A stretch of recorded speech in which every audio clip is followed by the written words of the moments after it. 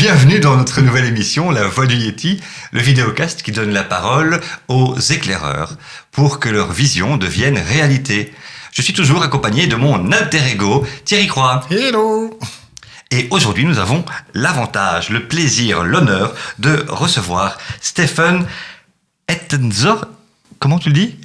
Enzeroth. Enzeroth, un nom bien latin, bien de chez nous. Enzeroth. Tout à fait latin. Stéphane, bienvenue. Merci beaucoup. C'est etc. en néerlandais. Etc. Enzeroth, c'est bien connu. Voilà. Et Stéphane, aujourd'hui, nous allons parler avec toi de travail, nous allons parler d'évolution, de technologie, nous allons parler d'innovation, nous allons parler également de vélo, et oui, de vélo, et nous allons parler de déconnexion au travail. Avec cette fabuleuse phrase d'Eddy Merckx, au plus que tu pédales moins vite, au moins que tu vas plus vite. Ah, plus loin. Stéphane, est-ce que tu peux te présenter succinctement, s'il te plaît? Ça devrait aller, oui. Donc moi, c'est Stephen, le seul et unique Innovation Jedi. Et au moins, c'est la prétention. Papa de 4 enfants, marié à une Française, ici à Bruxelles. Ça arrive. Oui, je sais. Si c'était refaire, je ne sais pas. Et ça fait maintenant 5, 6, 7 ans que je suis à mon compte et j'aide les entreprises à innover. Voilà, c'est aussi simple que ça.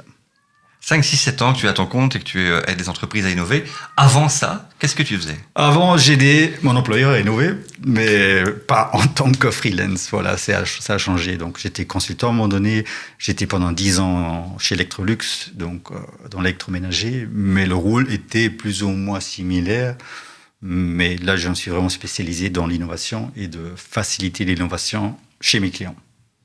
Eh bien, c'est intéressant parce que voilà, on est maintenant tous les trois autour de la table des indépendants, et pas qu'indépendants, multicasquettes, on tourne tous autour de l'innovation.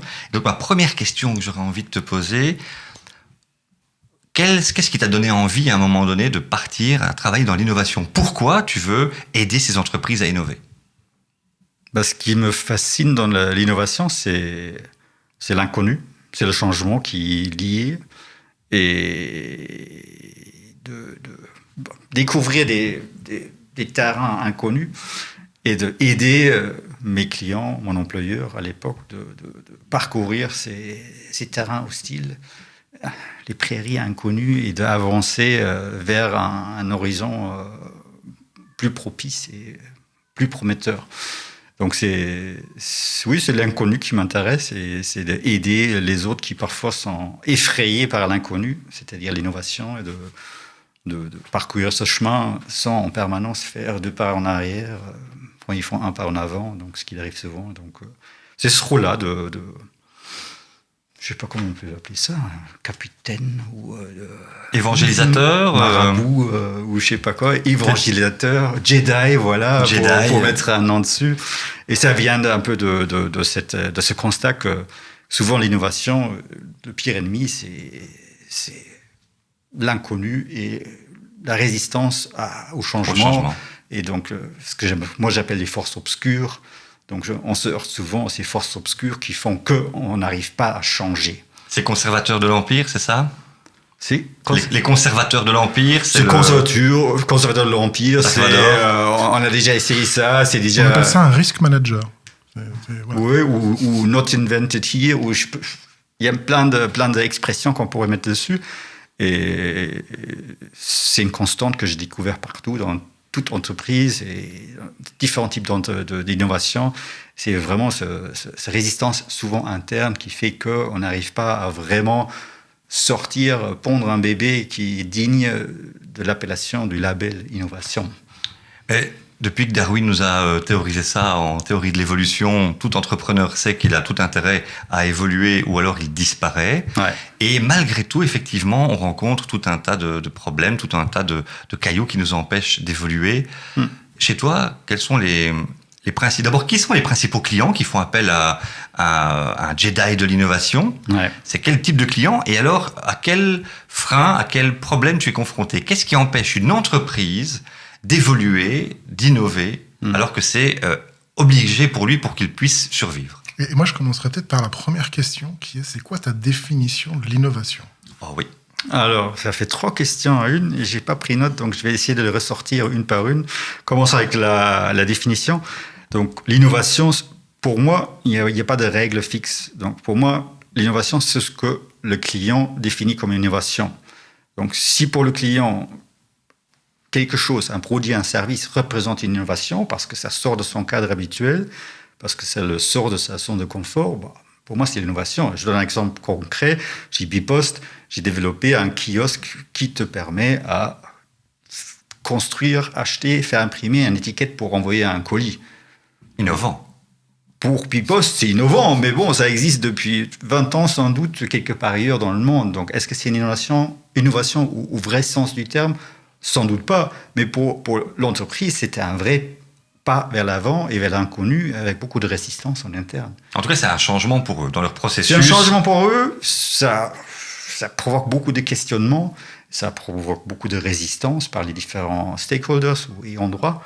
Et du coup, il faut travailler tout ça avec beaucoup d'amour et insistance pour faire en sorte, à la fin, de sortir un produit qui colle à la définition initiale, au cahier de charge initial ou aux besoins qu'on aimerait bien satisfaire, qu'on a définis au départ du processus.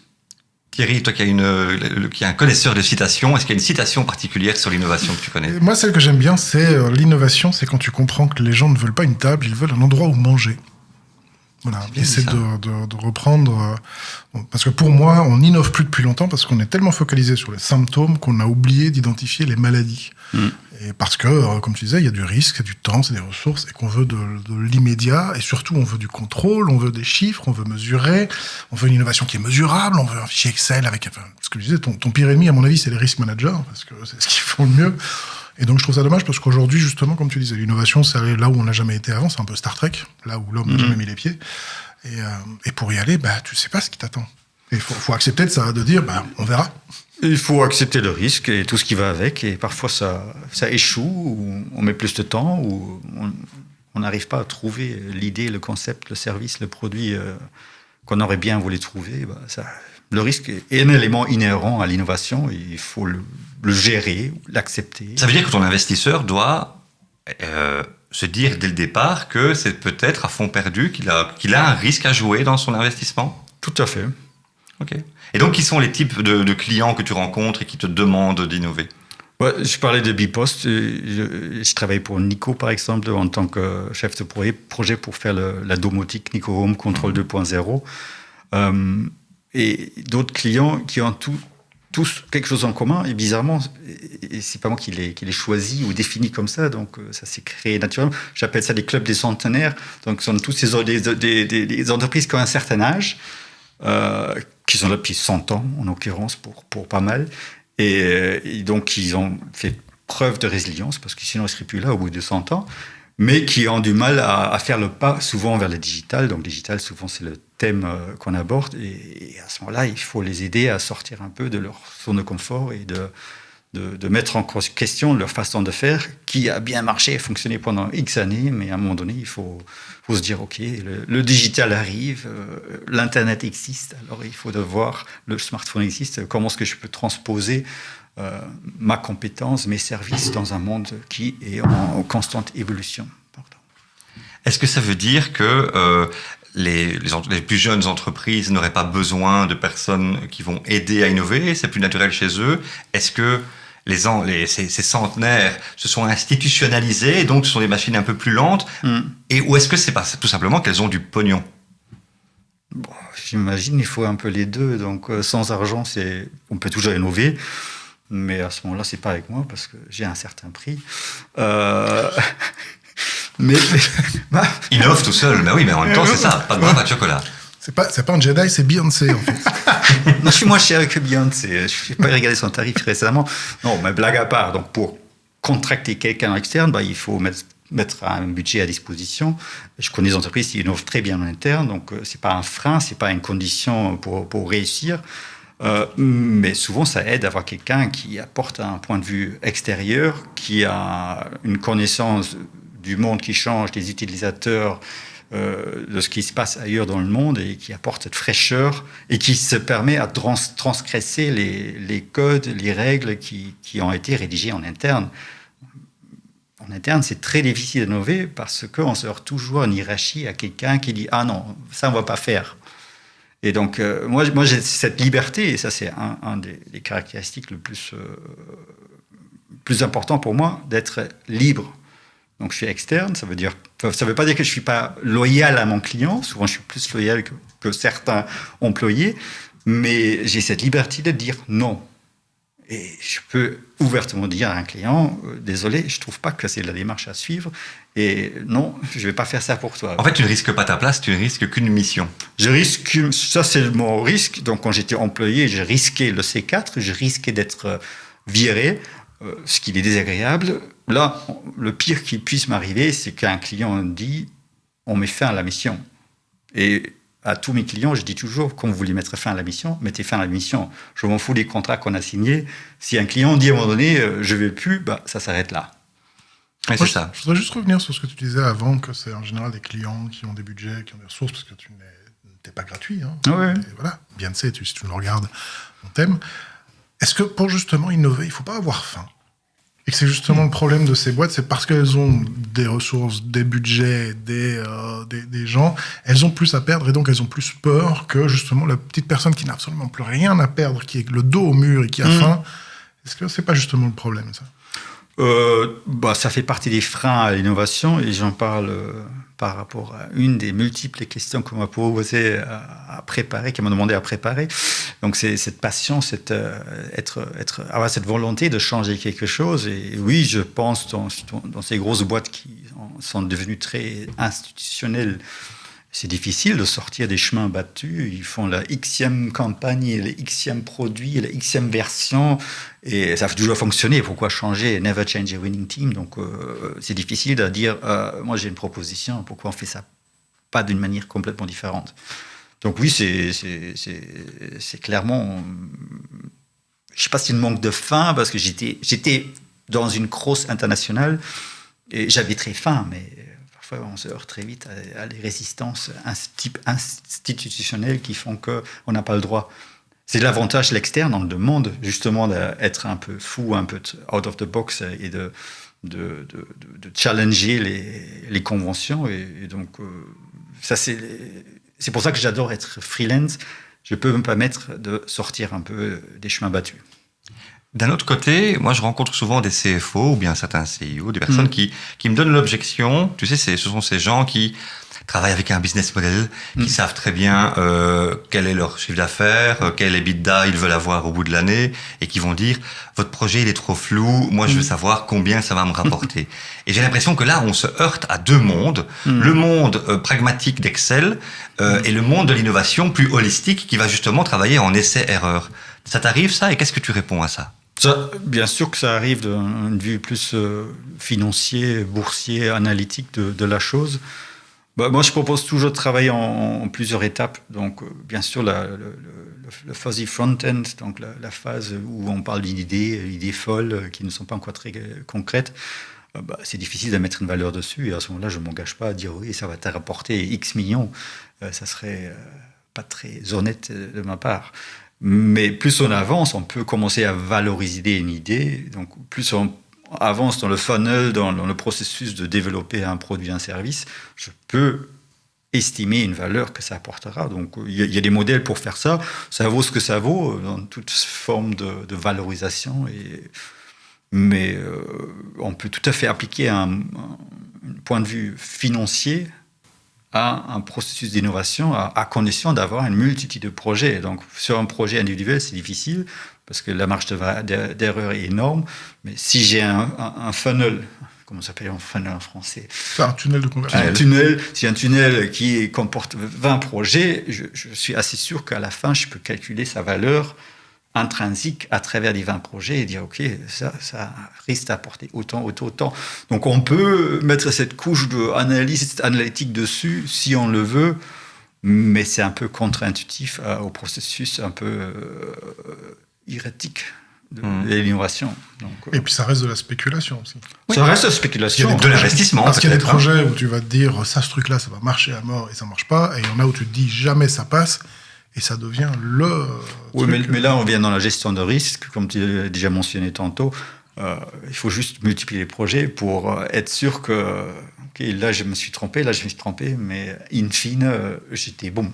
En fait, c'est un peu, si je vous entends, c'est un peu comme pour chaque investisseur. Si il mise tout dans un projet à risque, il risque de perdre gros, de gagner beaucoup, mais de perdre gros. Donc tu lui dis un peu comme un banquier, diversifie un peu ton portefeuille. Par contre, si tu n'investis dans rien, à la fin, tu vas perdre ton capital, tu vas disparaître. C'est un peu ce que j'entends. C'est exactement la même chose. C'est une belle image de dire, OK, c'est comme investir en bourse, de l'or, des obligations de l'État, et dire, OK, je diversifie mon investissement et à la fin, quand j'investis, je suis assez sûr de retomber sur mes pattes. Et là, c'est pareil, il faut juste se diversifier et multiplier les tentatives pour être sûr de trouver la perle rare à la fin. Et du coup, j'ai envie de me dire, mais en fait, c'est un énorme avantage de pouvoir faire appel à un freelance parce que toi, tu as un regard extérieur, tu n'as pas embrassé la culture d'entreprise, et donc tu vas tout de suite voir des contrastes. Quand tu rentres dans une boîte comme ça, tu te fais parfois des surprises énormes entre ce qu'ils attendent de toi et ce que tu vois comme capacité. Pour moi, c'est ce qu'on appelle le maturity management. C'est entre ton attente et le niveau de maturité que l'entreprise a pour arriver à ça. Je ne sais pas si toi, tu as déjà remarqué ça, mais j'imagine que oui. Ouais. On sait tout de suite que là où le gap est énorme parfois. Il faut être honnête, si le gap est trop grand, à un moment donné, il faut être assez humble et dire, voilà, je ne peux pas t'aider. On peut arriver à cette conclusion à un moment donné. Là, on lève le problème de la définition du consultant. Tu connais mon point de vue là-dessus. Et comme je disais, malheureusement, un consultant, il n'est pas là pour te donner ce que tu veux, mais pour te donner ce dont tu as besoin. Et aujourd'hui, on a tué, pour moi, le rôle du consultant et on est devenu du body shopping et du freelance qui vient faire ce que le client a en tête. Et la majeure partie des consultants, pour moi, ne font que ce qu'on leur demande de faire. Il n'y a plus de consultant qui vient et qui est capable de dire non. Faut pas faire ça. Il y a nous, déjà. Oui, alors nous, mais on n'est pas riches. Je suis d'accord. Il y a 10 ans, j'aurais pas pu le faire. J'avais pas la maturité, ni le background financier qui me permettait. Donc aujourd'hui, je peux me permettre d'être difficile, entre guillemets, et de renoncer et d'être honnête. Il y a 10 ans, j'avais les gamins, la baraque, et il fallait ramener de l'argent. Donc oui, bien sûr, parfois, on avale sa fierté. Il faut manger, monsieur. Il faut manger. On apprend. C'est avec les plus grosses erreurs qu'on apprend le mieux notre métier aussi. Oui, tout à fait. Donc ça fait partie de l'apprentissage. Et maintenant, j'ai atteint la maturité, l'âge et l'indépendance financière qui me permet de être plus moi-même et de dire chaque client, je te respecte, mais je ne pense pas que je puisse t'aider. Et avec le recul, Stéphane, quels sont les projets pour lesquels tu es particulièrement fier d'avoir participé de près ou de loin ? Le projet le plus difficile, c'était celui de Nico. Donc le Nico Home Control 2, c'était un défi énorme parce que c'est le seul projet que j'ai fait où j'avais carte blanche sur le budget. Donc merci Nico. Merci Nico. Le fameux Nicobus, c'est ça ? Oui, non, c'est Nico Home Control 2. Donc Nicobus, c'était l'ancêtre de l'ancêtre. Donc on parle de la 3e génération ici. Et là, ils étaient complètement sclérosés, ils avaient pu avancer, ils avaient pu sortir. Donc il y avait beaucoup d'argent, il y avait une grosse équipe, mais pas de moyen de s'en sortir. Tellement la pression était énorme de l'extérieur qu'il fallait une solution vite fait. Parce qu'ils jouaient la réputation. Et donc, et c'est un exemple comme quoi parfois l'argent ne fait pas le bonheur. Nokia, oui, tout l'argent du monde. Voilà. Donc là, la pression a été énorme de tous les stakeholders, tout le management et des distributeurs, les grossistes et les électriciens et les installateurs, tout le monde râlait. Et moi, j'étais un peu le pare-foudre et dire, OK, je vous demande 12 mois. Et donc, on devait livrer quelque chose en tout. En 18 mois, on a lancé ça et from scratch. Et donc, c'était chaud. C'est peut-être le deuxième ingrédient. J'ai noté que le premier ingrédient qu'on devait avoir, c'est s'assurer d'investir à risque. Le deuxième ingrédient, c'est le rapport à la pression. Ouais. C'est vrai que des jeunes qui ont faim, qui bossent dans leur garage, vont avoir une volonté de réussir et à la fois une moindre pression. Et à un moment donné, tu t'es institutionnalisé, tu dois encore payer tes factures, tu as tes enfants, et puis tu as énormément de moyens d'une grosse société comme Nico qui dit « on a des enjeux incroyables, sinon on va se planter par rapport à la concurrence ». Il faut pouvoir se débarrasser de cette pression. Et toi, ton truc, c'était de dire « laisse-moi 12 mois, laisse-moi tranquille pendant 12 mois ». Oui, mais ça ne fonctionne pas. Hein. La pression est telle que... je me souviens encore, le propriétaire... Léo de Baca qui me sort un email, une plainte d'un gars, un gars important dans le métier, et il me dit Stéphane, fais quelque chose, je vais voir ces emails. Et je dis qu'est-ce que tu veux que je fasse à court terme? On a créé des roadshows et des trucs, on les a invités, donc vraiment pour pimper, pour entretenir la relation, pour les impliquer. Donc tout le change management que vous connaissez, on a énormément investi.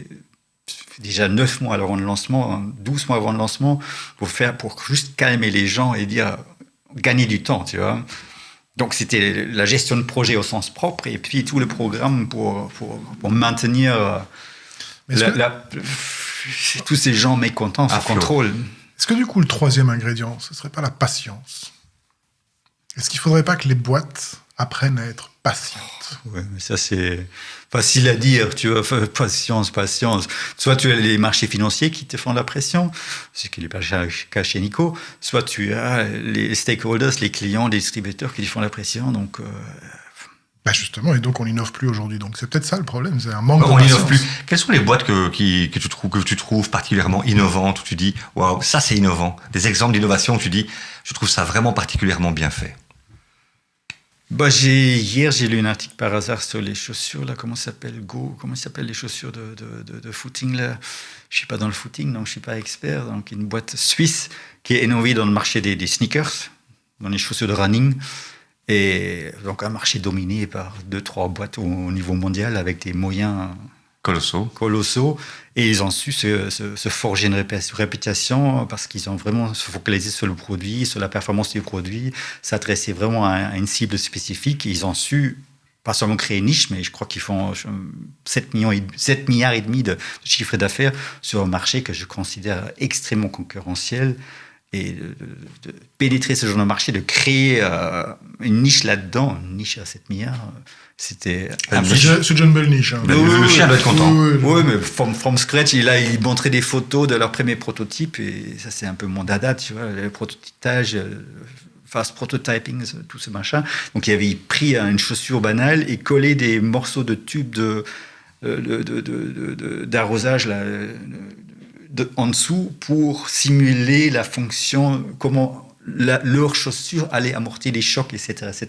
Donc ils ont fait ça avec leur tuyau d'arrosage et des chaussures qu'ils ont trouvées chez eux pour déjà commencer à élaborer cette idée. Donc c'est fascinant qu'on puisse, sur ce genre de marché où les milliards sont investis en permanence, encore innover au stade où se créer un nom from scratch, sans rien.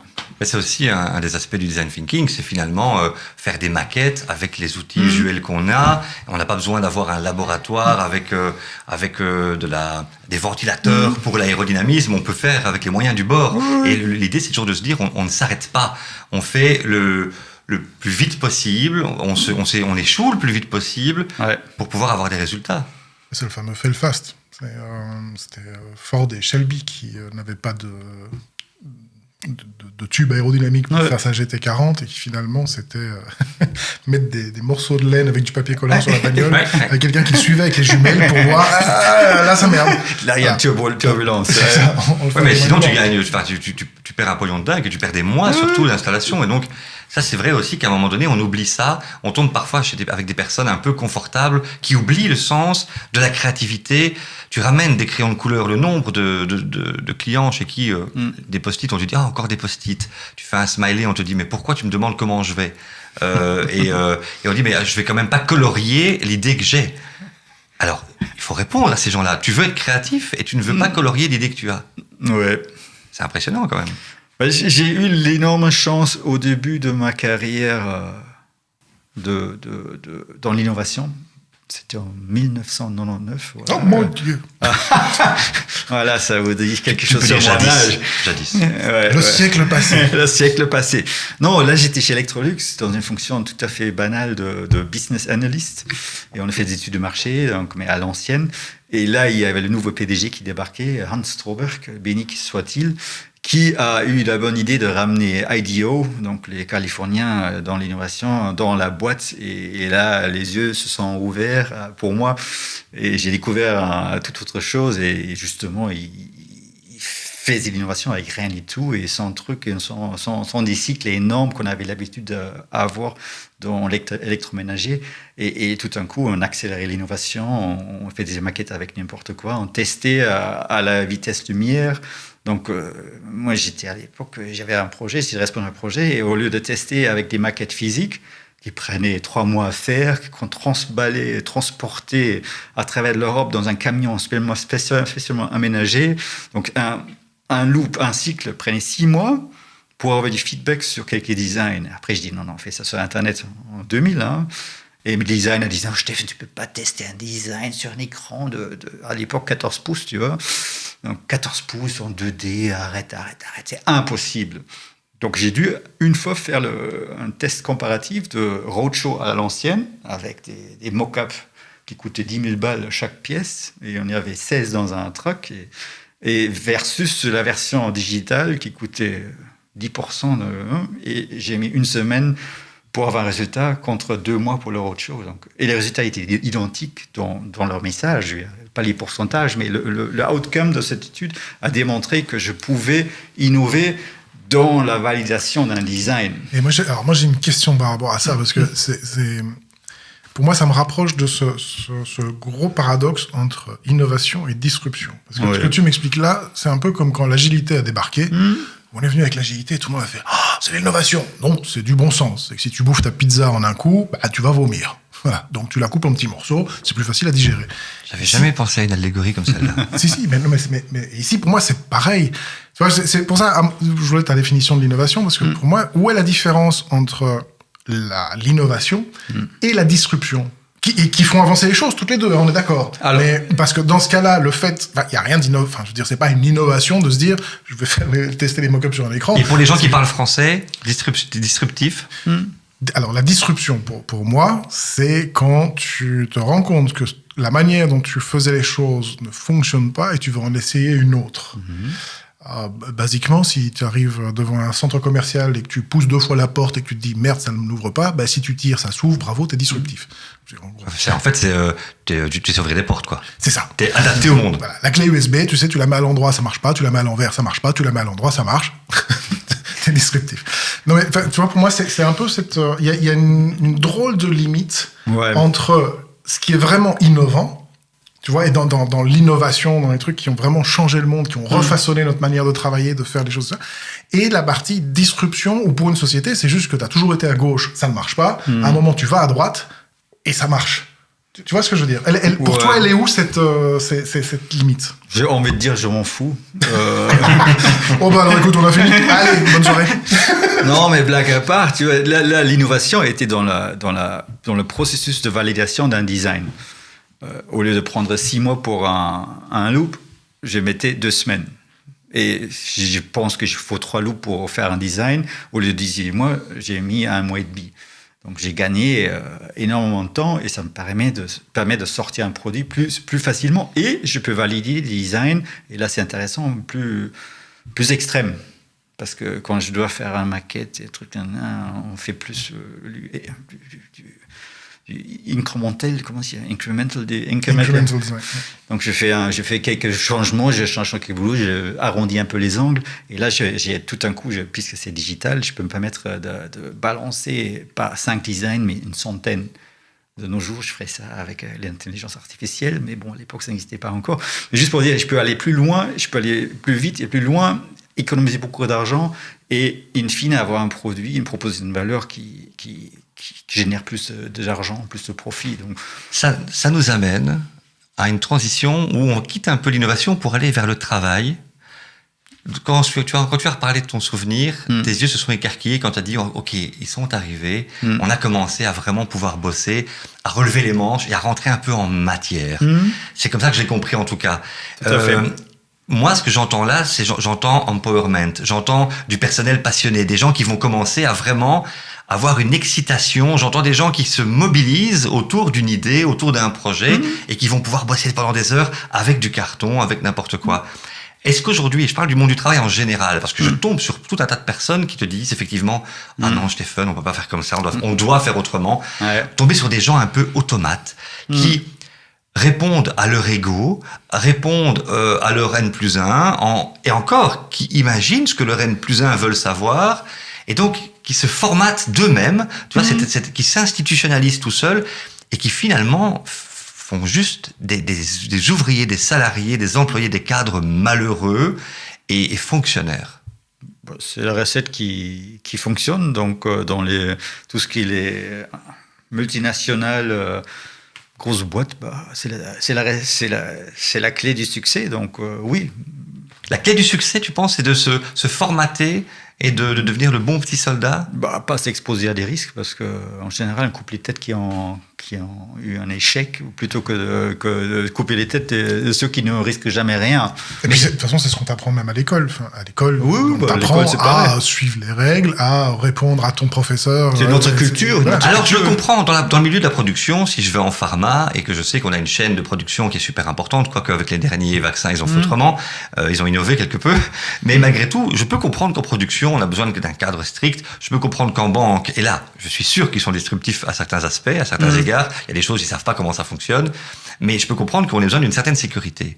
Par contre, il y a énormément de Digital Factory qui se sont installés. Je pense à Solvay, je pense un peu partout, où tu arrives là-bas. Et ces gens-là, une fois qu'ils arrivent en Digital Factory, sont malgré tout inadaptés. En tout cas, ils sont tellement adaptés à leur entreprise que ce rôle d'intrapreneur qu'on veut leur donner, ce costume qu'ils ont endossé est tellement serré qu'ils ont des difficultés à en sortir et à quitter le cadre. Comment on fait avec ça? Je n'ai pas la réponse. Honnêtement, oui, ce que tu décris, c'est la réalité, mais c'est un peu mon rôle de secouer le cocotier, de leur donner la liberté d'être fous pendant un workshop et de faire en sorte à ce que les idées folles qu'ils ont pu sortir aient une suite. Donc ça, c'est mon rôle de chercher des budgets, chercher des sponsors en interne, donc de les protéger contre cette folie qu'ils peuvent se permettre à un moment donné, mais faire en sorte à ce que moi, je sois le paratonnerre, de dire, OK, c'est moi qui vais les présenter au management, et ils vont peut-être rire au nez, j'en sais rien. Donc c'est le risque que je prends à ce moment-là, et c'est pas un réel risque, parce que j'ai pas de boulot à perdre.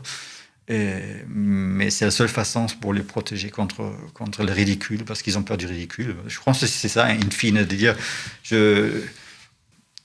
Moi, j'aime bien l'innovation des business models, donc business model engineering, je pense qu'il y a beaucoup de potentiel là-dedans, et ça, c'est le plus difficile, parce qu'on doit vraiment quitter les chemins battus, leur façon de travailler depuis 100 ans, et dire, OK, tu as une distribution en 3 niveaux, avec un grossiste au milieu, imagine si tu balances tout ça, et tu vas direct.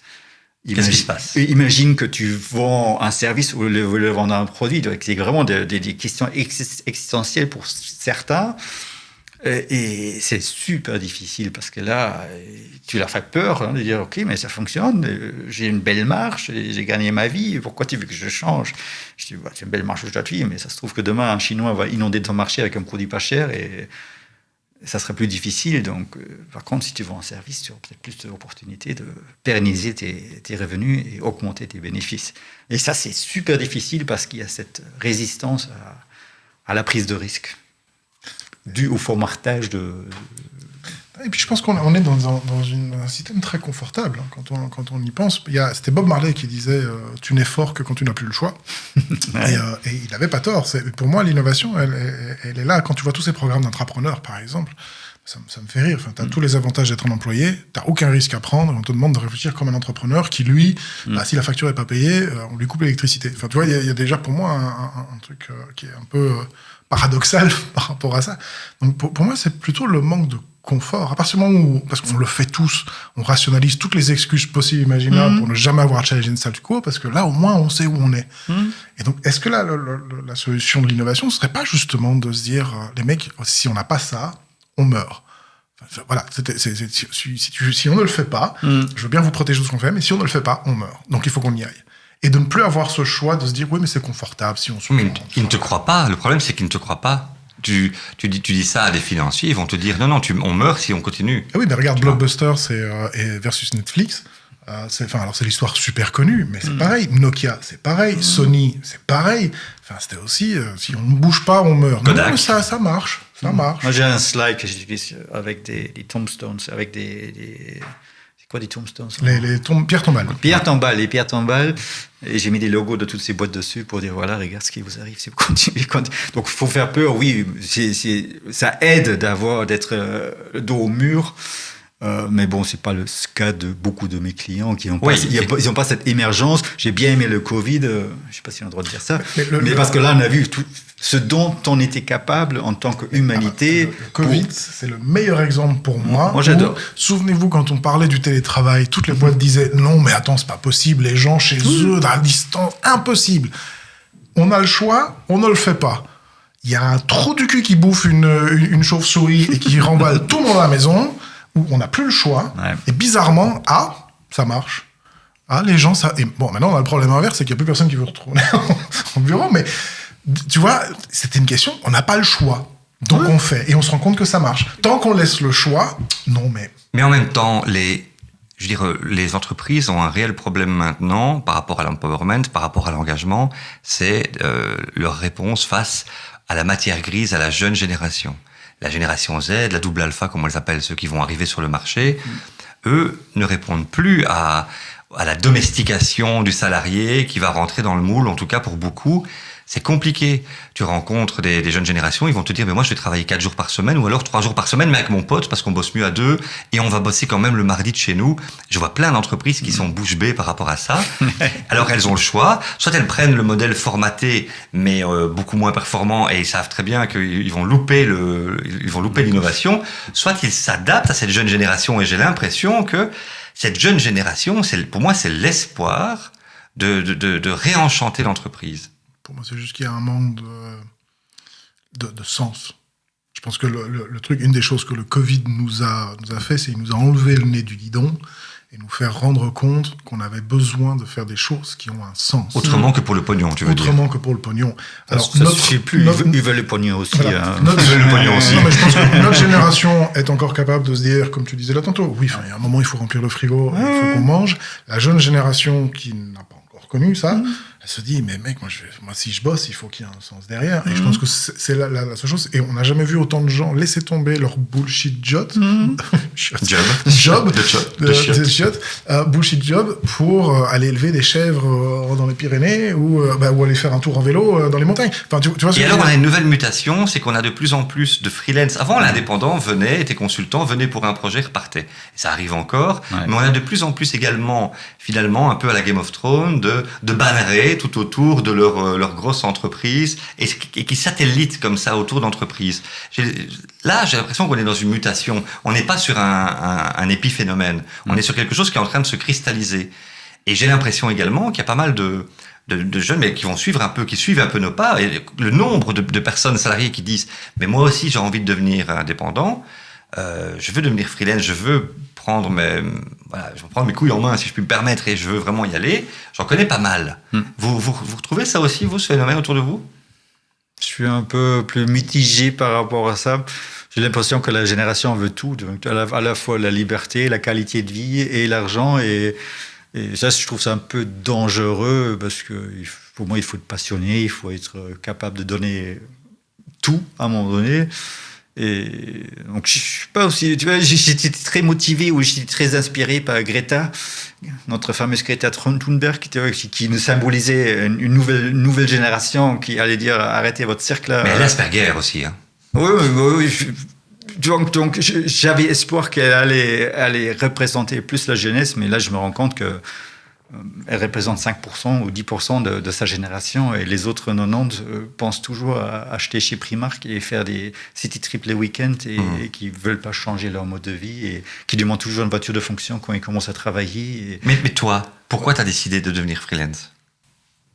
Parce que je cherchais cette liberté. Tu vois, moi, je me suis rendu compte que dans ma vie professionnelle, tu vois, c'est une courbe, tu vois. Il y a cette excitation quand tu es dans une nouvelle mission, un nouvel employeur, et à un moment donné, je m'en croûtais, tu vois. Le changement, pour toi, c'est un besoin. C'est un besoin pour me remotiver, relancer. Donc, sinon, tu t'éteins un peu. Tu vois, c'était 3 années. Tu vois, c'était pour moi un peu le cycle. Je voyais que excitation, je m'investissais à fond et je faisais 120%. À un moment donné, j'ai déjà tout vu et je m'en croûtais et je devenais comme les gens qu'on a décrits tout à l'heure. Comme les autres. Comme les autres. Les autres. Les autres. Et à un moment donné, c'était que cynique et je cherchais, je regardais l'heure pour à quelle heure je peux rentrer à la maison, tu vois. Et ça, c'est frustrant parce que c'est méga frustrant. Ça introduit justement la question suivante. Toi qui n'es pas comme les autres. Mais vraiment, je pense que je t'ai vu agir aussi en tant que PM. Il y a cet aspect qui est ultra important dans notre métier, c'est de mettre de l'âme. C'est vraiment d'animer les groupes comme si c'était un show. Enfin, Thierry, c'est pareil. Moi, c'est pareil. Quand on est en workshop, c'est un moment intense. Et c'est pour ça aussi que les gens nous reprennent. C'est parce qu'on met une intensité qui fait que c'est spectaculaire. Mais c'est un prix à payer. On ne peut pas le faire dans la durée. On est plutôt dans des up and down. On travaille tous les 3 dans des grands pics. Et puis, on a des moments où on doit se ressourcer. Comment tu fais, toi? Est-ce que tu as ça aussi et comment tu le fais? J'ai ça aussi, oui. Je suis encore un être humain, donc je suis pas un robot. Mais pas comme les autres. Pas comme les autres, bien sûr. Merci Steve pour le souligner. Donc, oui, je donne souvent plus d'énergie que je ne l'ai. Donc, je suis en déficit énergétique. Et donc, à un moment donné, je m'épuise. Donc maintenant, je connais ces moments et je peux agir. Et à un moment donné, je dois m'éclipser complètement d'un projet pour me ressourcer, ou je dois profiter d'une phase plus calme pour me ressourcer avec d'autres activités. Donc, j'ai toujours plein d'activités à côté de mes projets. Donc, tu es quelqu'un de social, mais qui se ressource plutôt seul? Oui, je me ressource plutôt seul, parce que être chef de projet, ça demande d'être très social. Et donc, quand je ne suis pas en mode chef de projet, je préfère être seul à ce moment-là. Moi, ça me rappelle le modèle qu'on avait dans ma boîte, où tout le monde travaillait 4 jours par semaine pour les clients. Et le 5e jour, c'est projet personnel. C'est le modèle Google? Ou c'était le modèle Google? Alors, c'était le modèle Google, mais du coup, ça leur permet de souffler, de se ressourcer, de faire le plein de nouvelles choses, d'apprendre de nouvelles choses et d'aller chercher ce dont ils ont besoin ailleurs, plutôt que de s'essouffler. Et moi, je sais que je suis très efficace dans des missions qui peuvent durer jusqu'à 1 an, mais à un moment donné, au bout de cette année, il faut qu'il y ait quelque chose d'autre, ou il faut qu'il y ait une rupture, en tout cas. Ouais. Parce que sinon, je me dis, c'est de la continuité. C'est pas pour rien que je fais du change management, parce que ce qui m'intéresse, c'est l'état d'urgence, c'est remettre de l'ordre dans le chaos. Ouais. Et à un moment donné, quand tout est en train de ronronner, j'ai l'impression que je ne suis plus efficace de toute façon. Ouais. Moi, c'est 18 mois que je dois vraiment avoir une coupure, et je cherche à travailler que 4/5e, même si c'est pas toujours facile ou voulu, accepté par les clients, mais justement pour la raison de me changer d'idée et de me rafraîchir la tête avec d'autres choses à côté. Et justement, on va parler des façons dont tu te rafraîchis la tête. Donc, tu es cycliste, un cycliste invétéré, et tu reviens d'une période de ressourcement. Est-ce que tu peux nous raconter un peu ton road trip? Mon road trip. Donc, j'essaie de faire un... C'est mon tabouret, ça va. Il y a l'ingé son qui est en PLS, mais non, c'est bon. Bon, mon road trip, j'essaie de faire un voyage à vélo long par an. Et oui, ça fait faire pitié aussi. Pierre, si tu nous écoutes, désolé. On s'excuse. Il fait très chaud dans le studio. Ouais, c'est ça. Il a enlevé son casque et tout va bien. On y va, on t'écoute. Et donc, road trip tout seul, jamais seul, mais avec mon vélo, faire un voyage de 3-4 semaines minimum pour me déconnecter. Et donc, je pars souvent à l'improviste. Souvent, je connais la destination et souvent, je la modifie en route. Et donc, j'étais à Rome comme ça. J'ai traversé les Alpes plusieurs fois. Cette année, j'ai fait un Tour de France par le sud. Et il y a 2 ans, j'avais fait le Tour de France par le nord. Et donc là, j'ai fait la Meuse, Saône, Rhône, Ardèche, l'Hérault, et puis le canal entre les 2 mers, et puis Bordeaux, Biarritz. Et là, je me suis arrêté à Lourdes, parce qu'il y avait un train de nuit qui m'a ramené à Paris, et d'où j'ai pu prendre un bus pour rentrer à Bruxelles. Donc voilà, c'est mon trip, voilà, dans tous les sens du terme, du mot.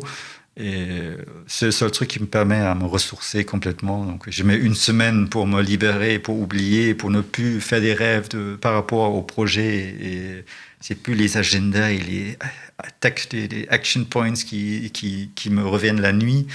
Et au bout d'une semaine, ma tête est vide. Et tu te rééquilibres après une semaine. Ouais, il faut toujours une semaine pour sortir ça de la tête. Et après, c'est pur plaisir. Et du coup, tu pars après cette semaine ou tu pars non, dans ton trajet la première semaine? Donc la première semaine, je dors encore mal. Il y a encore les éléments du projet qui, a priori, j'ai transmis ou clôturé, me reviennent à la tête. Donc juste le stress qui est encore là. Et je mets une semaine sur mon vélo pour m'en débarrasser. C'est fou, hein, quand on est... Je pense que pour vraiment mettre de l'âme dans le travail, il faut être un peu obsédé par son travail. Ce qui fait qu'on est vraiment dans une grosse intensité, mais c'est aussi, il y a un côté toxique comme ça dans ces projets. Moi, je me rends compte des fois que quand tu peux plus prendre un bain et à un moment donné avoir ces bullet points de ta to-do list qui reviennent, ça commence à être problématique. Moi, je le ressens ici, par exemple. Je me dis, mais quand j'ai vu ton road trip, je me suis dit, mais oui, c'est ce qu'il faut faire. Après, il faut avoir la condition physique. Hein. Oui, c'est vrai. Je serais plus pour prendre un bain que de partir dans les Pyrénées à vélo. Tu vois, Oui, mais en même temps, tu pourras jamais avoir la condition physique si tu continues à prendre des bains et pas partir dans les Pyrénées. Ça se tient. Tu pourrais le faire en vélo électrique, ça n'a... Oui, c'est aussi physique, c'est aussi se heurter à ses propres limites, mais c'est un côté un peu spirituel. Et la première semaine, j'ai morflé parce que c'était avril et il faisait un temps de merde, pour ceux qui n'ont pas. Ouais, donc 10 degrés, la pluie, 1 degré la nuit, sous tente. Ah, tu dors sous tente tout le temps? Oui, je dors sous tente. Et donc, ça n'a rien à partir de plaisir à ce moment-là. C'est la merde. C'est juste, tu as envie de dire, mais qu'est-ce que je fous là? Donc, combien de fois j'étais là, au bord de la route, en disant, mais qu'est-ce que tu fous là? Est-ce que c'est pas un peu la vie d'indépendant, ça? Je veux dire, de se demander le matin, mais pourquoi j'ai été de me mettre comme freelance? Tu as raison, c'est la vie pour moi, tu vois, de dire, ok, je ne veux pas être ici dans ces conditions-là, je n'ai pas choisi ça, parce que quand j'ai imaginé ce trip, je me voyais sous un ciel bleu, avec les oiseaux qui chantaient, et de l'herbe, de la nature à gauche et à droite. Mais je suis sur un départemental avec des camions qui me frôlent et j'ai la pluie et le vent en face. Donc oui, mais la vie n'est pas toujours rose. Donc ça fait partie d'un travail d'indépendant et n'importe qui rencontre ça en permanence. Mais malgré tout, tu étais heureux, ça te ressourçait? Tu étais content de le faire au mois d'avril, ou tu t'es dit, je suis vraiment un con, j'aurais pu partir en vacances Pour être honnête, la première semaine, j'étais coincé une nuit de trop à Verdun. Un vrai trou. À Verdun, c'est vraiment un trou. C'est un souvenir. Ah oui.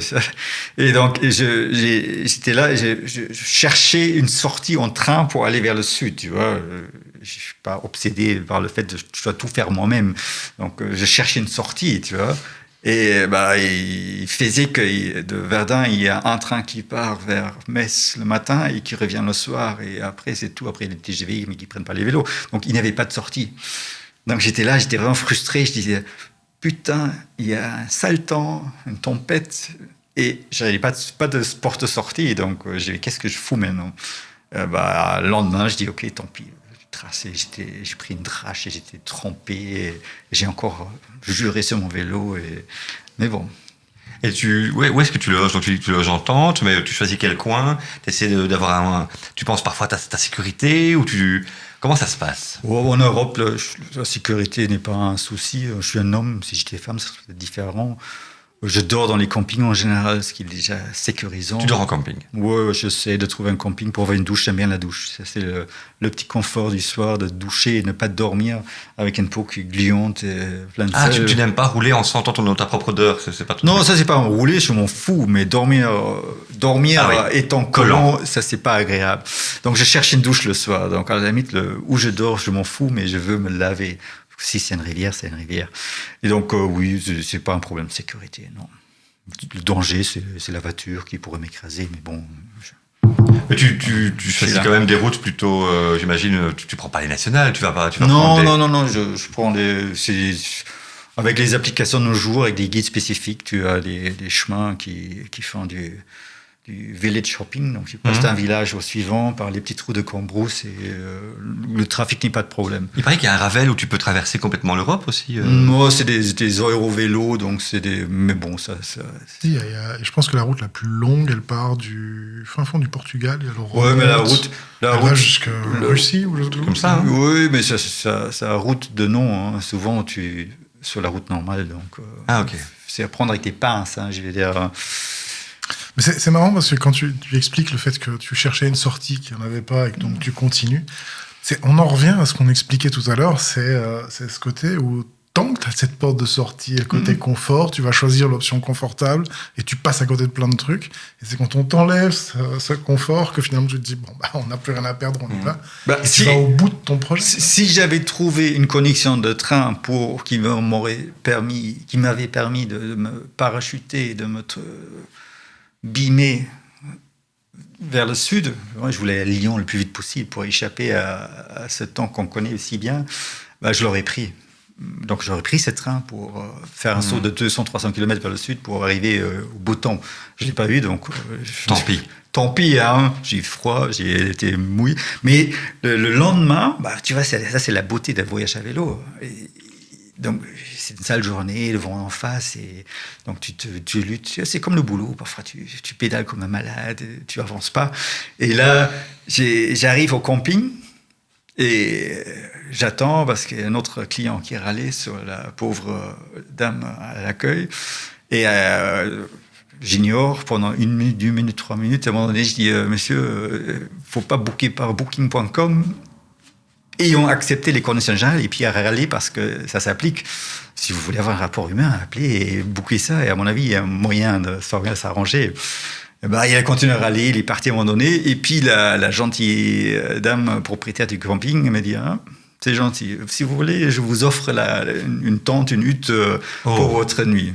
Ça m'arrangeait bien parce que c'était un sale temps. Donc, et le même jour, j'ai demandé au voisin suisse qui était en caravane, je dis 2 œufs parce que bien sûr, tous les magasins étaient fermés, c'est l'horreur. J'avais plus rien à railler, je voulais que 2 œufs pour le manger avec mes nouilles. Et ils ont dit, on vient de cuisiner, on a des restes, pour les restes. Et j'avais un plat, un repas royal.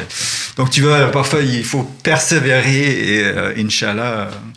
Les voyages, ce sont les rencontres, hein, effectivement. Ah oui. Donc j'avais 2 super rencontres. Après, j'ai encore croisé une autre personne qui faisait un voyage. Donc, en espace de peu de temps, je suis passé par merde. C'est quand même cool ici. Même s'il pleut, j'ai un super bungalow pour cette nuit. Un bon repas et des gens sympas. C'est la chanson de l'Auvergnat. Hein. J'ai encore trouvé une bière par la suite. Donc, la vie était parfaite. Et je me dis... Ce genre de road trip, ce genre de vie, un salarié ne peut pas le vivre de la même manière. Hein. Et je me dis, mais comment est-ce que... J'essaie parfois de me dire, tu sais, la sécurité, retrouver quelque chose dans une boîte où tu te dis, t'as des collègues que tu croises tous les jours. Mais ça voudrait dire non à ce genre de moment, à ce genre d'opportunité, de liberté. Tu pourrais, toi, revenir en arrière et devenir salarié ? Non, jamais de la vie. Pour rien au monde, parce que justement, j'ai cette liberté-là, donc j'ai pas toujours profité de cette liberté, parce que j'étais trop goinfré, j'ai enchaîné les missions, et maintenant je sais que ma mission s'est terminée en fin mars, et donc j'ai dit, voilà, au lieu de chercher la suivante, sachant que je trouverai un jour, j'ai fait ce road trip, et je me suis dit, tant pis si je travaille pendant 2-3 mois, mais bon, ça... Il faut avoir un peu de trésorerie, il faut un peu de trésorerie, et de la confiance en soi. Exactement. Pas d'enfants en bas âge. Et un petit réseau quand même. Oui, mais comme tu dis, il y a 10 ans, je ne l'aurais pas pu faire. Hein. Je manquais tout ça. Maintenant, je peux me permettre et je suis assez confiant de trouver une mission. Et moi, je dis, si je travaille 7 mois par an, ça me suffit amplement pour vivre et bien vivre. Donc, ça veut dire, théoriquement, je peux faire 5 mois de vacances, chose que je ne fais jamais, mais... Ça me permet, tu vois, ce luxe de dire, OK, j'ai pas ma prochaine mission. Mais... Ça, pour moi, c'est un message important, parce que tu te posais la question en début d'émission, c'est est-ce que tu conseillerais aux gens de passer freelance ou indépendant, et qu'est-ce que tu leur dirais Enfin, il y a cette expression que j'adore qui dit le succès, c'est comme être enceinte, tout le monde te félicite, mais personne ne sait combien de fois tu t'es fait baiser. Et c'est un peu le même principe. C'est être entrepreneur, oui, tu peux fantasmer sur le côté succès, réussite et indépendance, mais n'oublie pas que tu vas aussi devoir apprendre à bouffer de la merde, à faire face à la pluie de face sur les nationales, tu vas faire face à plein de doutes de clients qui payent en retard, plein de trucs. Je trouve que c'est important d'apprendre ça aussi, d'avoir ce message-là. C'est chouette. Oui. Moi, je le dis autrement. Enfin, j'ai pas de métaphore aussi jolie, mais quand on me demande, je dis ça dépend. Ça dépend de toi. Et je demande à la personne, je dis, essaie de, tu sais, dans le côté kinesthésique, je lui ferme les yeux et imagine sur ta main gauche, essaie de sentir le poids du besoin de sécurité. Et à ta main droite, ce besoin de liberté.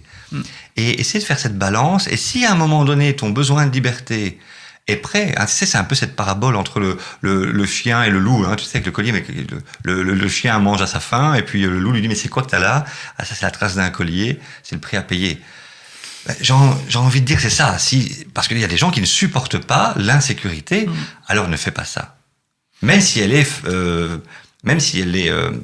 n'est pas palpable, ou elle est simplement le fruit de ta peur, mal vivre sa peur au quotidien, ce serait terrible. Et encore, parfois, ça t'aide justement à passer outre. Encore une fois, c'est quand tu n'as plus le choix que tu te rends compte des ressources que tu as. Tu as une peur qui peut te mobiliser, mais tu as aussi une peur qui peut t'immobiliser. Donc là, ça dépend vraiment de tout un chacun. C'est pas fait pour tout le monde.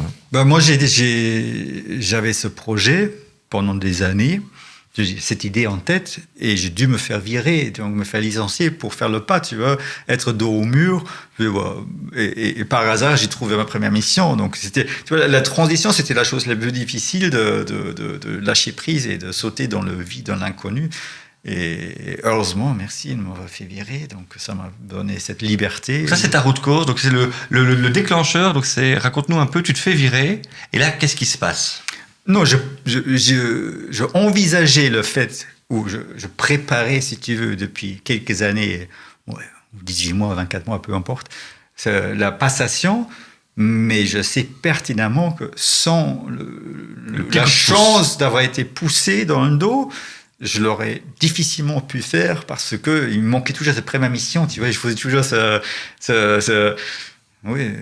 éviter de sauter dans le vide, de dire quelqu'un peut me garantir cette première mission. Tu dis maintenant cette chance d'avoir été viré, mais est-ce que sur le moment tu dis cette chance ou est-ce que tu dis merde? Ah non, d'abord c'était bien sûr, personne n'aime bien être viré, j'imagine, et sur le coup, bien sûr, c'était la catastrophe. Hein, donc, Je pense que c'est un point commun, c'est qu'effectivement, les quelques freelances que j'ai interviewés, même dans le podcast précédent, ils transforment très vite le problème en opportunité. C'est ça aussi la clé. Les personnes qui disent « Mon Dieu, mais j'ai peur de me faire virer » ou « Mon Dieu, je me suis fait virer », j'ai envie de lui dire « Mais tu arrives à récupérer tout ton temps. Donc tu peux encore en faire ce que tu veux. » Et les personnes qui n'arrivent pas à réaliser ça, très vite vont rechercher quelqu'un. En fait, j'aime bien l'idée de se dire soit tu travailles pour que quelqu'un gagne du pognon, soit tu gagnes du pognon. Tu vois ? Et à un moment donné, forcément, mais c'est légitime. Tu peux te dire, moi, j'échange mon temps j'échange mon temps contre un salaire, et c'est normal qu'une personne gagne du pognon. C'est tout à fait légitime. Hein. C'est juste que sur le moment, tu le vois pas comme ça. Tu ne vois pas comme ça. Que ça soit que tu sois viré, que ça soit que tu te fasses larguer, que ça soit que tu perdes quelque chose ou que tu aies perdu de l'argent. Enfin, sur le moment, c'est toujours merde. Ouais. Je pense que tu as le droit de faire ça. Enfin, toi, ton déclencheur pour avoir créé ta société, pour être freelance, c'était quoi le déclencheur? Moi, le déclencheur, c'est parce que je suis tombé gravement malade et puis finalement, je m'en suis sorti et je me suis rendu compte en m'en sortant que j'avais passé ma vie à bosser pour quelqu'un d'autre et je n'avais jamais rien fait pour moi. Et donc, ce jour-là, j'ai dit tant pis, à partir de maintenant, parce que je sais pas, comme disait quelqu'un que j'aime beaucoup, un comédien américain, on a deux vies. La deuxième commence quand tu te rends compte que tu n'en as qu'une seule. Oui. Et c'est ce côté où je me suis dit, ok, je suis passé par la petite porte, j'ai failli y rester, on m'a donné une deuxième chance, je vais la prendre en main. Moi, le déclencheur freelance, c'était à peu près pareil, mais je bossais pour quelqu'un, et je savais que le problème, c'était le patron. C'était le directeur de cette boîte-là, et je me dis, mais ça, c'est pas possible. Et donc, tu peux faire ce que tu veux. Et tu te dis, mais j'en ai encore pour combien de temps avec ce type-là? Et ça devenait toxique. Et là, tu te dis, effectivement, question de survie, pourquoi je fais les choses. Et à un moment donné, c'est l'idée de se dire, je ne laisserai plus des personnes décider pour moi. Même pour la taille de ma bagnole, je ne veux plus, alors c'est con, mais je ne veux plus laisser quelqu'un décider pour moi, je suis assez grand, quoi. Mais c'est encore une fois, est-ce que tu es au pied du mur ou pas? Il y a ce bouquin qui est L'art de la guerre, qui est super intéressant. Sun Tzu. Voilà, et Sun Tzu qui explique, si vous l'avez vu, avec ce général qui faisait succès sur succès, et à qui on demandait, mais pourquoi tu laisses toujours dans le village que tu attaques un endroit du village qui n'est pas couvert? Parce que du coup, il s'enfuit. Et il expliquait, mais c'est pour ça qu'on gagne, parce que si je le ferme, ils vont être acculés, ils n'ont plus de porte de sortie. Et c'est là que les pères vont défendre leurs enfants, que les mères vont défendre leurs enfants, que les grands-pères vont défendre les enfants, et tu as en face de toi une horde d'animaux sauvages et déchaînés qui n'ont plus rien à perdre. Laisse-les à l'illusion que tu peux toujours avoir une échappatoire. Et c'est comme ça qu'il gagnait ces batailles. C'est un très très chouette livre, mais ici c'est pareil, c'est tant que tu as ce côté « oh, ça va aller ben, », tu bouges pas. Et tu t'encrasses dans une espèce de situation et tu restes employé, ou tu restes dans des relations toxiques et tu restes avec... Attention, être employé, il y a plein de personnes très heureuses. Bien sûr, il y a des gens qui sont faits pour être employés et c'est très très bien et on n'a pas tous les mêmes ambitions. C'est juste que pour moi, le changement va avec le côté où à un moment tu n'as plus rien à perdre. Il y a ce côté urgence et très paradoxalement, l'urgence et la patience, parce que tu as besoin de patience parce que tout n'arrive pas et n'est pas instantané, mais l'urgence de te dire c'est ma dernière carte. En fait, c'est comme quand tu joues au poker, c'est ta dernière carte que tu joues le plus intelligemment. C'est jamais la première. La première, tu la tapes comme ça. C'est toujours la dernière où tu commences à vraiment te dire ok, et qui représente tout. On va jouer au poker à deux. Bring it on. Avant de passer peut-être à qui il est, on va faire un petit... c'est pas un petit jeu, mais j'ai quelques citations que je vais te donner. Et on voudrait... tu nous dis ce que tu en penses, ce que ça t'évoque. C'est des citations sur le travail et sur l'innovation. Ça va. Donc, je vais commencer avec la première qui est sur le travail, qui est de Edith Hamilton, et qui disait « Ce n'est pas le travail difficile qui est monotone, c'est le travail superficiel. » Oui, il n'y a rien de pire que se faire chier au travail. Donc, j'ai eu ce genre de situation où tu te demandes qu'est-ce que tu fous là. Donc, ouais. Les défis, c'est top. Ça te maintient en vie. Et ça rejoint le besoin de sens dans ce qu'on fait. Oui, sens, challenge, défi, appelle ça comme tu veux. Oui, bien sûr. Alors, toujours une citation sur le travail qui vient de ce cher Charles de Gaulle, l'inventeur du porte-avions. Pas grave. La chose la plus difficile est de n'attribuer aucune importance aux choses qui n'ont aucune importance. Waouh. Répète. Ouais, répète le mot aussi. La chose la plus difficile est de n'attribuer aucune importance à des choses qui n'ont aucune importance. Ah, donc faire le tri entre important et pas important, oui. Oui, parce que parfois on se préoccupe de tout et de rien et on oublie l'essentiel. Donc oui, c'est vrai que on revient à la résistance au changement. On invente des tas de raisons pourquoi ça ne peut pas fonctionner, pourquoi c'est pas bien. L'énergie que les gens passent parfois à démonter le projet, alors qu'en fait, il faut juste passer l'étape, quoi. Tu veux coacher, tu coaches. C'est vrai. Alors, une suivante d'Alexandre Dumas, enfin son fils. C'est très franco-franchouillard, tout ça. Oui. Le travail est indispensable au bonheur de l'homme. Il l'élève, il le console, et peu importe la nature du travail, pourvu qu'il profite à quelqu'un. Faire ce qu'on peut, c'est faire ce qu'on doit. Limiter au travail, c'est un peu réducteur. Quand je vois le nombre d'activités que j'entretiens de nos jours en dehors de mon travail, qui me donnent beaucoup d'énergie et d'inspiration, je trouve ça un peu réducteur de parler de travail. C'est justement la beauté de freelance, de multiplier les activités et les initiatives. Mais bon, je comprends, c'est notre époque, c'est notre génération. Il y avait travail et pas travail. Ouais. Alors une dernière, parce que tu parlais d'aller à Lourdes, et je sens bien le côté inspiré. C'est une citation de Denis Diderot, qui disait « Lorsque le prêtre favorise une innovation, elle est mauvaise. Lorsqu'il s'y oppose, elle est bonne. » Ouais, il y a un peu de vrai là-dedans. J'imagine quand on voit l'église, et je n'assisterai pas à laquelle je fais allusion, pour ne pas heurter des sensibilités. Oui, c'est des réactionnaires, souvent, les églises, et ils s'opposent à tout. Donc, oui, c'est vrai. Donc, oui, ça c'est un bon indicateur. Là, quand on gagne pas, c'est le mythe, forcément, tu n'as pas envie de le changer. Est-ce que ce ne serait pas un bon challenge d'essayer d'innover l'église ? Mais ça s'appelle le protestantisme, non? Ça a été fait par Luther en 1000... C'était quand? 1534, un truc comme ça? Non, je ne sais plus. Oui, ça serait un défi. Mais bon, là, je pense que si on m'appelle, le Vatican m'appelle pour dire est-ce que vous ne voulez pas nous innover? Je pense que je dirais non, c'est au-delà de mes moyens. Je suis assez humble pour savoir où ça arrête. Le maturity management. Exact. Non, j'ai pas une bite plus grande que ça, donc non. je vais rester humble. Il y avait une très belle image où on montrait les différences entre la voiture en 1900 et la voiture aujourd'hui, les téléphones, les premiers téléphones et les téléphones aujourd'hui.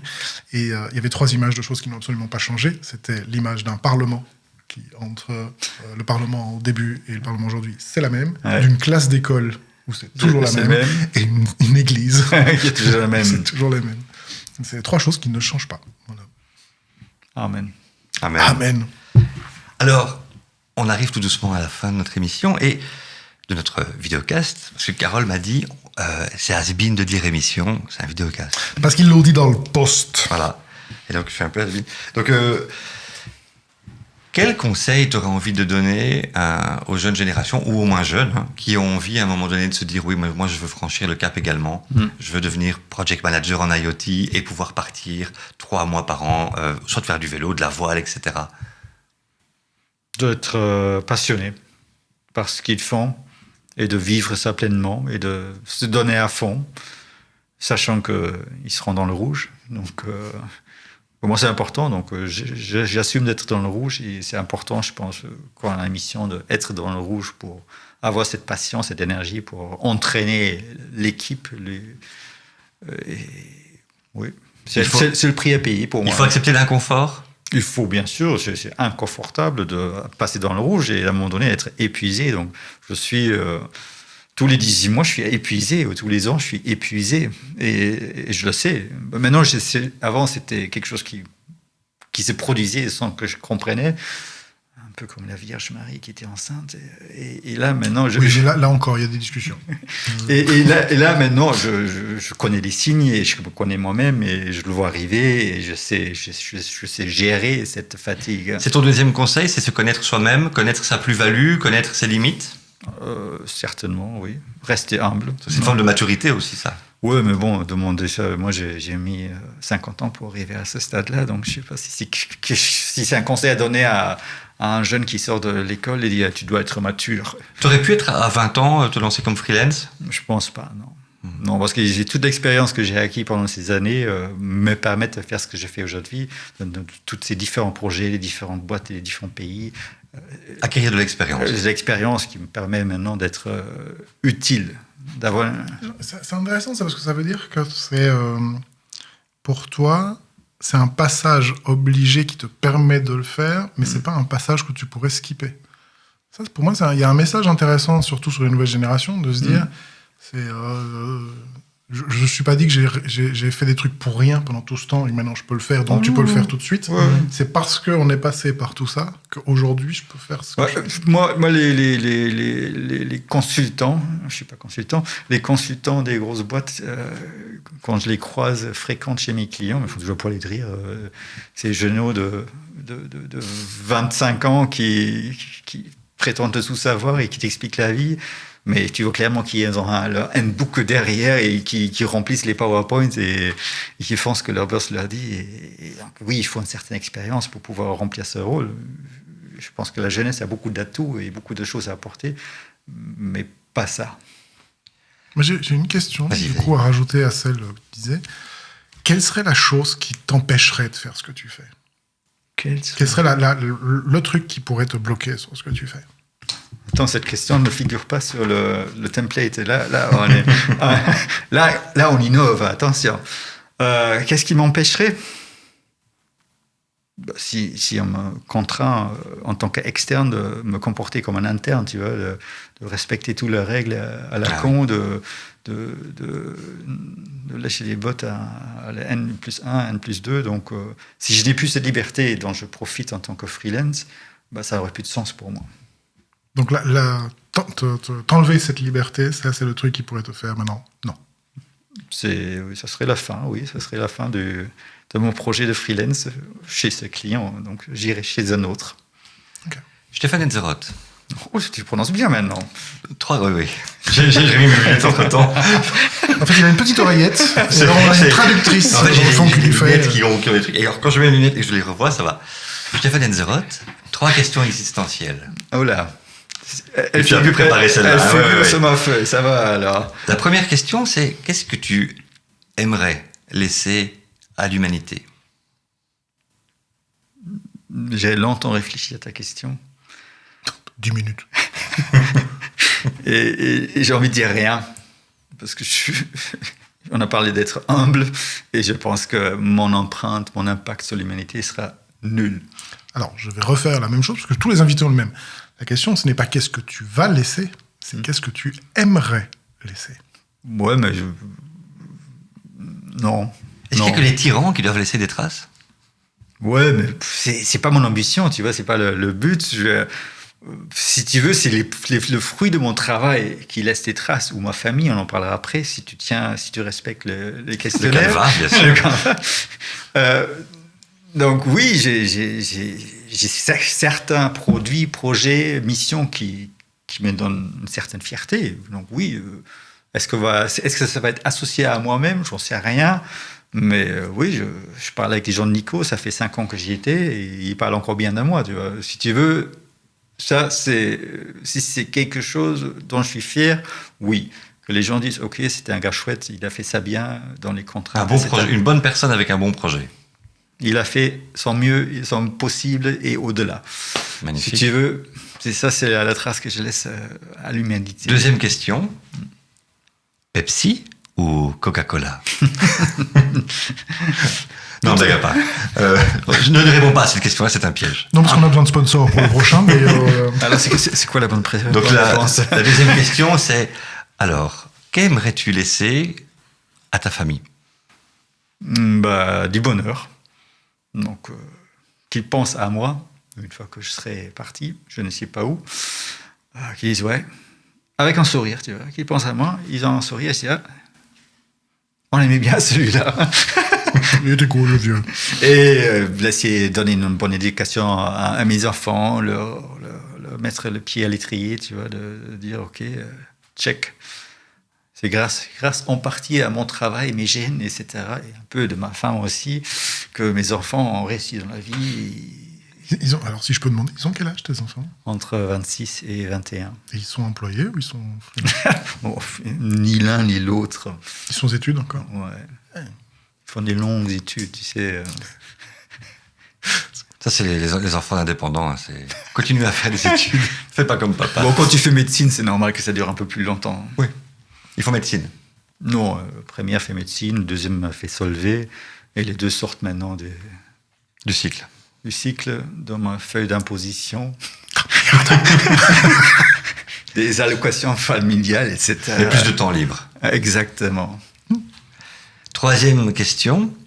Et Dieu dans tout ça, Stéphane? Dieu. Bon, je pense qu'il y a quelque chose.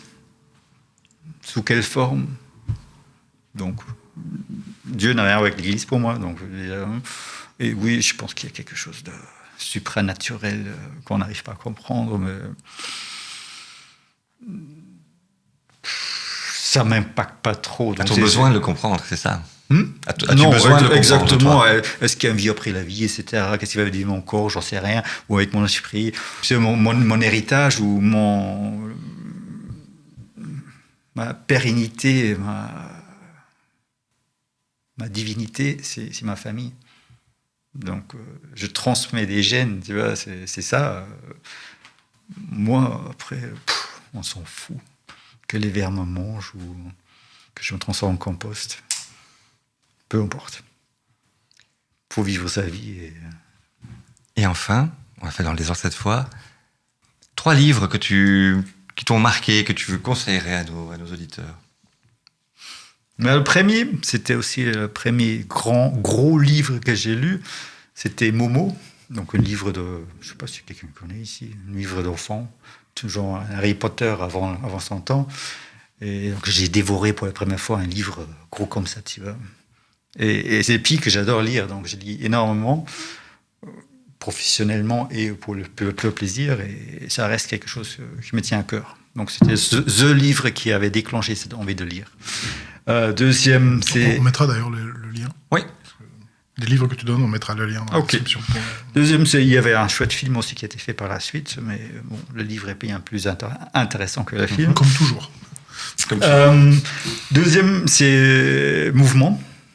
C'est un livre tout récent sur la mobilité, sur le rôle de la voiture et pourquoi on s'est rendu dépendant en tant que société de la voiture et quel est l'impact sur la société d'être centré, avoir construit une vie autour du tournage de la bagnole et ce que ça cause comme problème jusqu'aux conflits intergalactiques mondiaux autour du pétrole. Donc ça, c'est vraiment un très chouette livre que j'offre d'ailleurs. Mouvement, que j'offre à qui veut, parce que j'en ai acheté beaucoup. Donc si vous voulez une copie, be my guest. Mais il n'y a que de l'anglais ou de néerlandais, il n'y a pas de français. Je préviens tout de suite. Très bien. Troisième, et j'ai envie de revenir sur Sun Tzu, Art de la guerre, parce que c'est un livre auquel je pense souvent et que je cite souvent parce que ce monsieur, aussi chinois et vieux qu'il soit, il a tout capté. Donc au travail et dans la famille, je sors en permanence ce livre en disant, tu sais, ça sert à rien de le battre si tu veux pas gagner, etc. Donc c'est analogie, de dire, ça sert à rien de t'énerver, super que ton énergie, et parfois il faut accepter et préparer mieux la prochaine attaque, tu vois, mais il faut pas que tu te perdes ton énergie dans une frustration quand on lui joue. Donc, j'ai mes enfants qui me racontent qu'ils ont encore été maltraités par la fac ou que sais-je, et je dis, ouais, malheureusement, tu dois saluer à un moment donné et dire, ok, c'est comme ça, je me suis fait... Est-ce que c'est une émission pour les jeunes ou pas ici? Donc, je me suis fait et de dire, ok... On a déjà dit bit aujourd'hui, donc... Ça va alors, donc il faudrait mettre un truc que le contenu est... Interdit aux personnes qui sont allergiques au bit. Exactement. Donc voilà, c'est un livre qui est très utile dans toutes circonstances de la vie, que ce soit personnel ou professionnel. Voilà. On mettra de toute façon des liens, des livres, si on peut les trouver. Que je vous enverrai avec le plus grand plaisir. Pour ceux qui veulent acheter et se lancer dans la lecture. Le premier m'intéresse. Et le deuxième, je l'offre, by the way. Tous les spectateurs, je l'offre. On mettra ton adresse email. Attention, parce que nous avons 257 000 spectateurs pour ce podcast. Et le 8 juin, non, c'est diffusé après, c'est dommage, parce que le 8 juin, l'auteur sera à Bruxelles pour une conférence. Et je vendrai ses livres, vous voyez. Et moi, ça m'intéresse, par contre, blague à part. Je le veux bien. Voilà, ça va. Il est preneur. Voilà. Ça va, c'est noté. Stéphane Enzeroth, merci beaucoup pour ce bon moment. Merci à vous. Merci. Pour ce moment très intéressant. Agréable. Merci également à nos techniciens qui sont là. On en a cachés. On a Carole et Pierre qui sont là et qui nous permettent d'avoir de la magnifique lumière, du son et de pouvoir faire ça dans la plus grande qualité, le plus grand confort. On vous remercie. Je m'excuse auprès de Pierre pour tous les bruits de mon tabouret. On vous salue, on vous dit à très bientôt pour un prochain épisode. Et rappelez-vous, si vous avez aimé, vous likez, vous partagez, vous en parlez. Et si vous n'aimez pas, faites-le aussi. Merci et à bientôt. Rendez-vous le mois prochain. Ciao, ciao. Merci.